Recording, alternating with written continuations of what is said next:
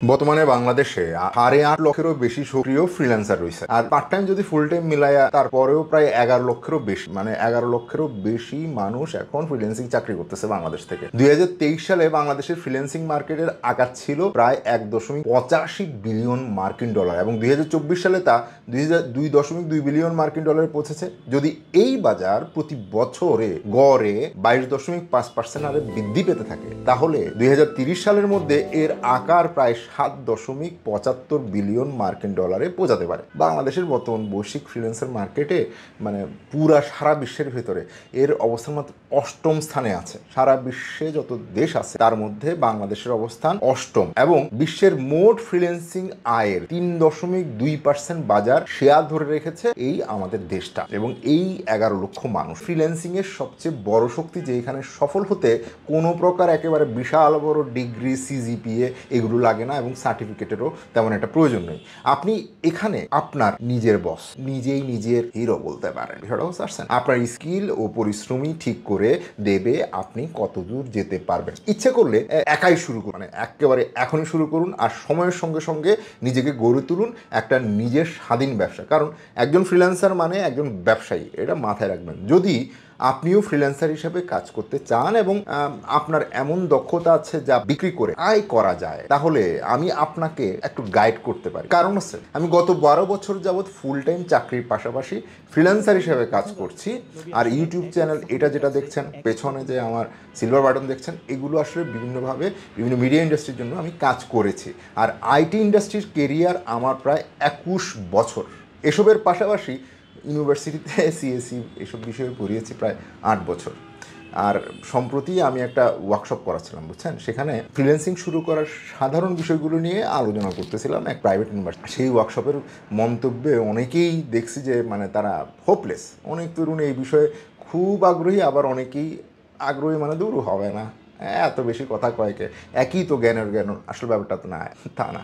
আজকের ভিডিওটি আমি কয়েকটা ভাগে ভাগ করেছি। সেগুলো হচ্ছে কিভাবে আপনি ফ্রিল্যান্সিং শুরু করবেন সেই বিষয়ে একটা ধারণা দেওয়ার মানে চেষ্টা করব। ক্লায়েন্টদের সাথে যোগাযোগ স্থাপনের জন্য কোন কোন প্ল্যাটফর্ম আপনি যোগ দিতে পারেন, 20টা জনপ্রিয় ফ্রিল্যান্সিং কাজের বা সুযোগের যা আপনি চাইলেই এখনই করতে পারেন, কিভাবে ফ্রিল্যান্সিং কাজের জন্য একটা প্রফেশনাল প্রপোজাল লিখবেন, অফার লিখবেন, যেটা দিয়ে আপনাকে প্রথম ক্লায়েন্ট পাইতে পারেন বা সাহায্য করবে, সেটা আমি আপনাকে জানানোর চেষ্টা করতে পারি। কিভাবে নিজেকে মার্কেটিং করবেন, মানে ফ্রিল্যান্সার মানে নিজেকে বিক্রি করা, কারণ ফ্রিল্যান্সিং এ এটি খুবই গুরুত্বপূর্ণ, বুঝতে পারছেন?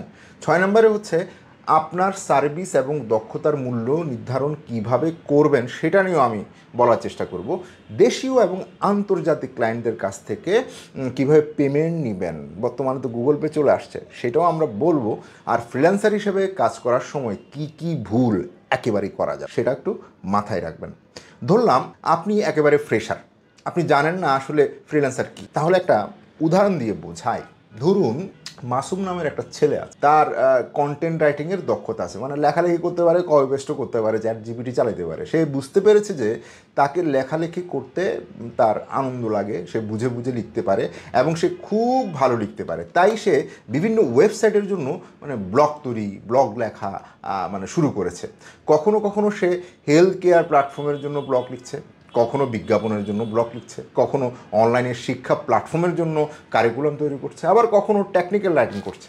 মূলত সে তার লেখার দক্ষতা একাধিক ক্লায়েন্টদের কাছে নিজেকে বিক্রি করেছে। মানে সে বলেছে যে আমি এটা লিখতে পারি, আমি তোমাকে হেল্প করতে পারি। সে কোনো স্থায়ী চাকরি করছে না, হয়তো সে একটা স্থায়ী চাকরির পাশাপাশি পার্ট টাইম ফ্রিল্যান্সিং করছে অথবা পুরোপুরি ফ্রিল্যান্সিং কাজ করছে। মাসুম যেহেতু একাধিক ক্লায়েন্টের সাথে কাজ করেছে, তাই সে নিজের সময় নিজেই ব্যবস্থা করে যে ভাই আমি এখন বসতে পারবো না, আমি বিকালবেলা আপনাকে এই দিনের মতো আমি কাজটা সেরে দিলেই তো হচ্ছে। সে বাড়ি থেকে, ক্যাফে থেকে বা যে কোনো জায়গা থেকে, বাস স্ট্যান্ড থেকে ওই বাসে যেতে যেতে, রেস্টুরেন্টে খেতে খেতেও সে কাজ করতে পারে। যেহেতু মাসুম দেশীয়, মানে আমাদের এই দেশের এবং আন্তর্জাতিক ক্লায়েন্টদের সাথে কাজ করে এবং সে এখনও ছোট পরিসরে কাজ শুরু করেছে, তাই সে কোনো চুক্তি সই করেনি। একবার সে প্রতারিত হয়েছিল, মানে আপনাদের মধ্যে হয়তো যারা ভিডিও দেখছেন তারা হয়তো অনেকভাবে প্রতারিত হয়েছে, মনে হয় এই বন্ধু তুমি মানে এইভাবে মানে আপনাকে স্ক্যাম সাইটের কথা বলছো। নো, মাসুমও একবার প্রতারিত হওয়ার অভিজ্ঞতার কারণে মাসুম এখন ক্লায়েন্টদের সাথে ডিল ফাইনাল হলে বলে, দেখুন হ্যাঁ আমার সাথে তো কথা বলে সব কিছু চূড়ান্ত করেছি, আমি আপনার জন্য কাজ করব, ঠিক আছে, কিন্তু আপনি আমাকে প্রজেক্টের রিকোয়ারমেন্ট দিয়েছেন, সেটাও আমি অ্যাকসেপ্ট করেছি। এখন আপনি কাজ শুরু করার আগে, হ্যাঁ, আমরা যদি কাজ শুরু করি তাহলে প্লিজ আমাকে 10% পেমেন্ট আগেভাগে দিয়ে দিন। বাকি 90% পেমেন্ট কাজ যখন আমি দিয়ে দিব তখন ডেলিভারি দেওয়ার পর আপনি দিয়ে দিন, কোনো সমস্যা নাই। এর কারণ মাসুম একবার অনলাইনে প্রতারিত হয়েছিল, সে কাজ করে আর প্রজেক্ট হস্তান্তর করেছিল, কিন্তু ক্লায়েন্ট আসলে সেই পেমেন্টটা না দিয়ে একেবারে গায়েব হয়ে যায়। এই অভিজ্ঞতার কারণে মাসুম এখন আর এইসব মানে ঝুঁকি টুকি নিতে চায় না।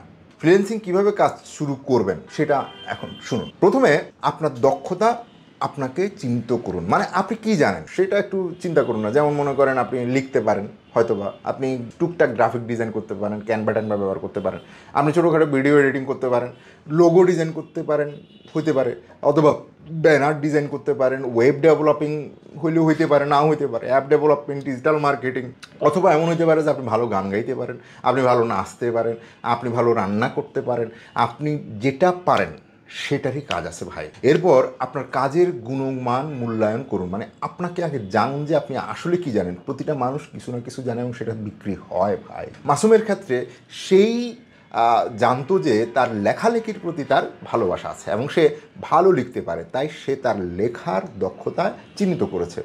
মানে আপনি যেটাই পারেন না কেন, হয়তো মানুষকে আপনি হেল্প করতে পারেন, বা আপনি পিএস মানে অন্যের কাজ, তার সমস্ত শিডিউল টিডিউল মিটিং টিটিং আপনি ম্যানেজ করতে পারেন, তারপরও আপনার কাজ আছে।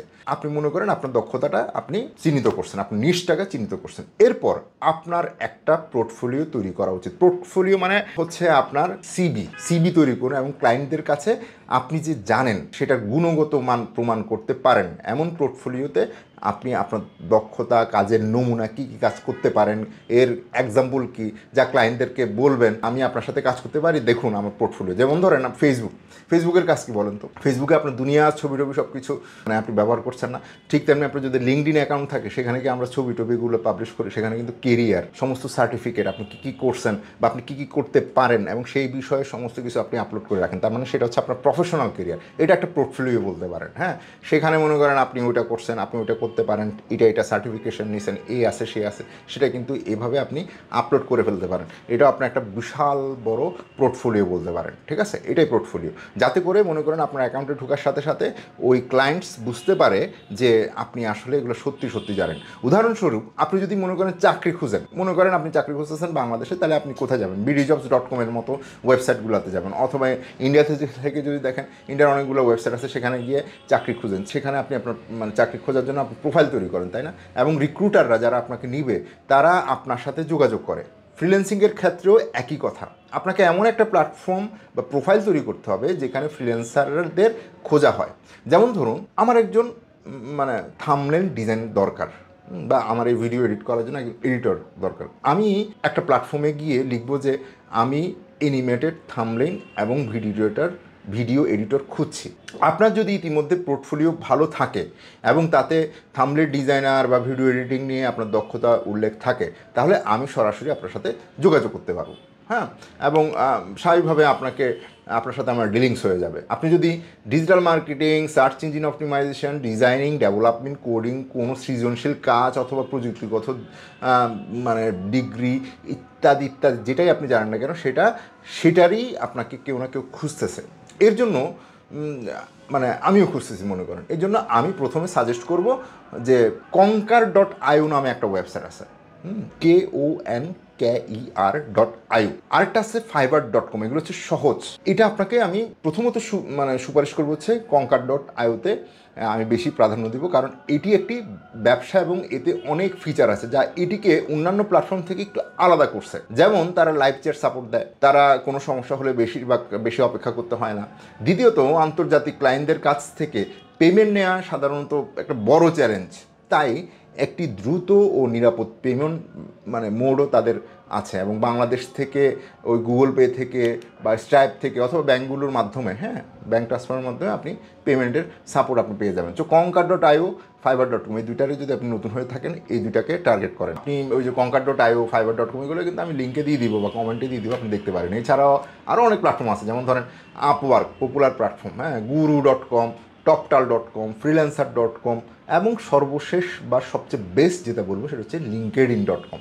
লিঙ্কডইন জব সার্চ করলে আপনি প্রচুর ক্লায়েন্টস পাবেন। ফ্রিল্যান্সিংয়ের কোনো স্থায়ী চাকরি নয়, এটা একেবারে স্থায়ী চাকরি নয় যেখানে প্রতিটা মাসে নিয়মিত বেতন পাবেন। এটি একটি ব্যবসার মতো, আপনি যত ভালো কাজ করবেন, যত সময় দিবেন এবং নিজেকে যত ভালোভাবে উপস্থাপন করবেন, তত ভালো কাজ পাবেন। ফ্রিল্যান্সিং মনে করেন বিশালটা ব্যাপার এই কারণে যে আপনাকে এখানে প্রচুর সময় দিতে হবে, ধৈর্য হারা হওয়া যাবে না। কিন্তু আমাদের এখানে হয়টা কি মনে করছেন এটা কাজ করার মতো যে হয়ে গেল পেয়ে গেলাম, বিষয়টা এরকম না। নর্মাল চাকরি থেকে এটা অনেক বেশি পরিমাণ টাফ, বিকজ এখানে সময় দিতে হয়। শুধুমাত্র সময়টা দিন, মনোযোগ দিয়ে আরও ফ্রিল্যান্সিং করতে পারবেন। এবার আসি হচ্ছে মনে করেন 20টা জনপ্রিয় ফ্রিল্যান্সিংয়ের সুযোগ কী কী আসলে থাকতে পারে। প্রথম হচ্ছে আপনি কন্টেন্ট রাইটিং তো বললামই, আপনি হয়তো দেখা গেছে গ্রাফিক্স ডিজাইন আপনি করতে পারেন, আপনি ওয়েব ডেভেলপমেন্ট করতে পারেন, অ্যাপ ডেভেলপমেন্ট করতে পারেন, তারপর হচ্ছে ভিডিও এডিটিং করতে পারেন, ডেটা এন্ট্রি যদি জানেন, ডাটা টাইপ করা সেটারও প্রচুর কাজ আছে, আপনি দেখেন। তারপর অনুবাদের ট্রান্সলেশনের কাজ আপনি করতে পারেন, আপনি যদি চান। এখন তো এআই চলে আসছে, আপনি সুন্দর করে ট্রান্সলেট করে তার জন্য কাজ করে দিতে পারেন। দেখেন তার হয়তো সময় নয়, সে কারণে আপনাকে হায়ার করবে। চ্যাট জিপিটি আসলেই যে বা এআই চলে আসলে বিশেষ যে আপনার কাজ থাকবে না, ব্যাপারটা সেরকম নয়। ভয়েস ওভার করতে পারেন, মনে করেন আপনি ভয়েস দিতে পারেন, সেই ভয়েস অ্যানিমেশনের পেছনে ভিডিও বুক অনেকে তৈরি করে, সেটার পেছনে হয়তো ভয়েস দিবেন, সেরকমও অনেক কাজ আছে। ডিজিটাল মার্কেটিংয়ের কাজ আছে। তারপরে ডিজিটাল মার্কেটিংয়ের মধ্যে মনে করেন আপনি ফেসবুক ভালো চালাইতে পারেন, এসইও ভালো পারেন, আপনি গেম খেলতে পারেন ভালো, সেটারও কাজ আছে। কিন্তু সোশ্যাল মিডিয়া ম্যানেজমেন্ট মানে অনেক কোম্পানি সোশ্যাল মিডিয়া ম্যানেজমেন্ট আপনি করতে পারেন, চাইলে তারা অনেকেই খুঁজছে। এসইও যদি পারেন সেটা তো অবশ্যই ভালো।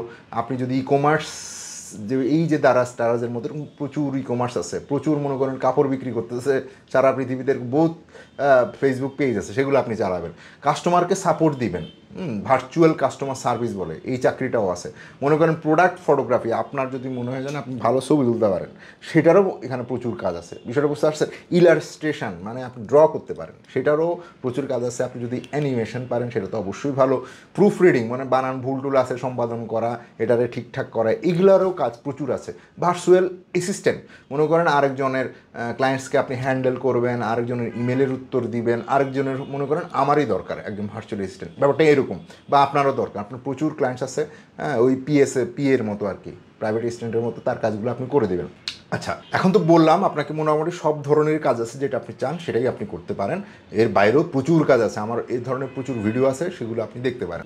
মানে কোথা থেকে আপনি ফ্রিল্যান্সিং স্কিল শিখবেন, অ্যাকচুয়ালি কোথা থেকে ফ্রিল্যান্সিং স্কিল শিখবেন? সহজ, ইউটিউবে প্রচুর ভিডিও আছে, জাস্ট দেখবেন আর শিখেন, সময় দেন।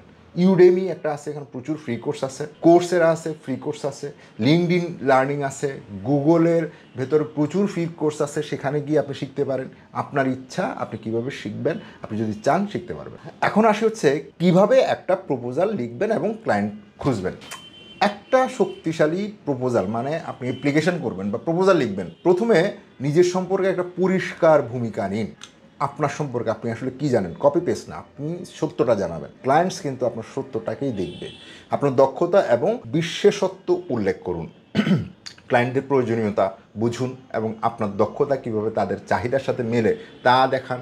আপনার প্রাসঙ্গিক অভিজ্ঞতা, পূর্ববর্তী ক্লায়েন্ট যদি থেকে থাকে তাদের রিভিউ রেটিং বা মানে টেস্টিমোনিয়ালও আপনি লিখতে পারেন। সবশেষে আপনি কত টাকা নেবেন বা পার আওয়ারে কত টাকা নেবেন, পার গিগে কত টাকা নেবেন, সেটা আপনি অবশ্যই উল্লেখ করবেন। আর যখন আপনি প্রপোজাল তৈরি করবেন, আপনার লক্ষ্য থাকবে সেটা যাতে ক্লায়েন্টসরা মানে দেখে। এই জন্য আপনি ক্লায়েন্টদের ইমেল আইডি সংগ্রহ করে প্রচুর মেল পাঠাতে পারেন। দেখবেন ফেসবুকের মধ্যে অনেকে বলে যে এতগুলো মেল আছে, 5000 ইমেল আছে, ইমেল মার্কেটিং বলে এটা, ঠিক আছে? আপনি কী করবেন, সেই ইমেলগুলোকে নেবেন এবং সেই ইমেলগুলোতে আপনি মেল করতে পারেন যে ভাই আমি এটা জানি, আপনি যদি দরকার পড়ে আমি আপনাকে সহযোগিতা করতে পারি, বিষয়টা এরকম। সো এই ইমেলগুলো বিশেষ করে ইন্টারন্যাশনাল ক্লায়েন্টগুলোর, ইন্টারন্যাশনাল মানে আপনার সাথে ইউএসএ, ইউরোপ সব জায়গায় কিন্তু ইমেলে যোগাযোগ করে, ফেসবুক দিয়ে না।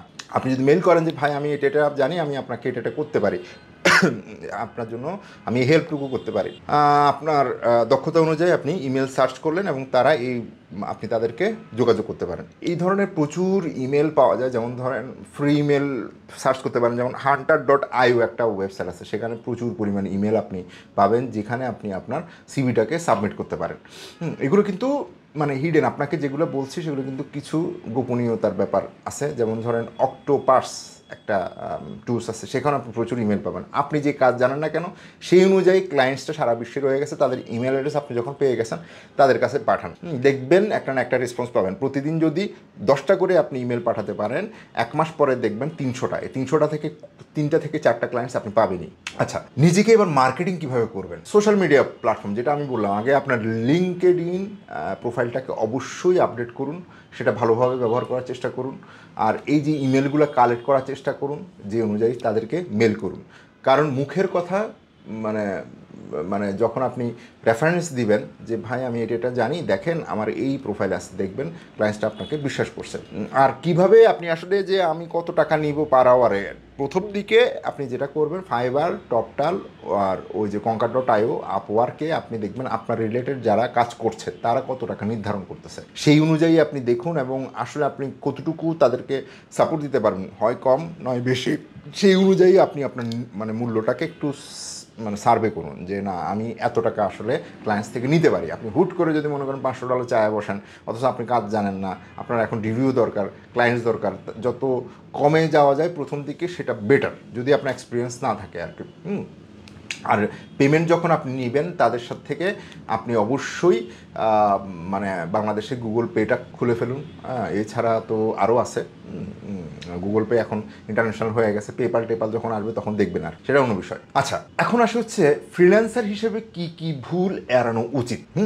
1 নাম্বার, শুরুতে কিছু ক্লায়েন্ট পেলেও ইন্ডাস্ট্রিতে টিকে থাকতে ক্রমাগত আপনার দক্ষতা আপগ্রেড করতে হবে, অন্যথায় আপনি পিছিয়ে পড়বেন। ফ্রিল্যান্সাররা প্রতিদিন শেখে, আপনার কাজ হচ্ছে শেখা, যে বিষয়ে আপনি কিছুটা হলেও জানেন সেটাকে যাতে একেবারেই মানে আধুনিকায়ন করার চেষ্টা করুন। ক্লায়েন্টদের সাথে সম্পর্ক কখনোই খারাপ করবেন না, কারণ ভবিষ্যতে কার কখন প্রয়োজন হতে পারে সেটা আপনি জানেন না, কারোর সাথে সম্পর্ক নষ্ট করা যাবে না। 3 নম্বর হচ্ছে নিজের সময় টাইম ম্যানেজমেন্ট করার চেষ্টা করুন এবং নিজেকে অতিরিক্ত চাপে কখনোই ফেলবেন না, আবার অলসভাবেও কাজ করবেন না। ফ্রিল্যান্সারদের কিন্তু সময় নষ্ট করা যাবে না, কিন্তু অতিরিক্ত প্রেশারও দেওয়া যাবে না। একটা টাইম ফ্রেম আপনাকে নির্ধারণ করতে হবে। আর আমি আশা করি এই ফ্রিল্যান্সিং সম্পর্কিত যে গুরুত্বপূর্ণ তথ্যগুলো মানে মোটামুটি একটা ওভারঅল মানে আলোচনা করলাম। আর যদি মানে ভিডিওটা ভালো লাগে অবশ্যই লাইক বাটনে ক্লিক করবেন। এখন দেখেন যে সমস্ত সাইটগুলো আপনাকে দিছি, যে সমস্ত ব্যাপারগুলোকে আপনাকে বলেছি, এটা জাস্ট আপনাকে একটা ইন্সপায়ারেশন দেওয়ার জন্য, বাট আসলেই সম্ভব। সারা বিশ্বের মানে প্রচুর কাজ পড়ে আছে, বিভিন্ন রকমের কাজ, আপনি শুধু সময় দেন ভাই। ফ্রড টড তমুক আন্দাজে ওই ভিডিও দেখে ওই টিকটকের মধ্যে স্ক্রল করতে করতে সময় নষ্ট করেন। আপনি একটু যদি টার্গেট রাখেন আপনি অবশ্যই পারবেন ভাই। মানুষ তো এইভাবেই করতেছে, প্রচুর ছেলেপেলে কাজ করতেছে। ভালো থাকুন, সুস্থ থাকুন, আনন্দতে সাবস্ক্রাইব করুন। Take care, bye by.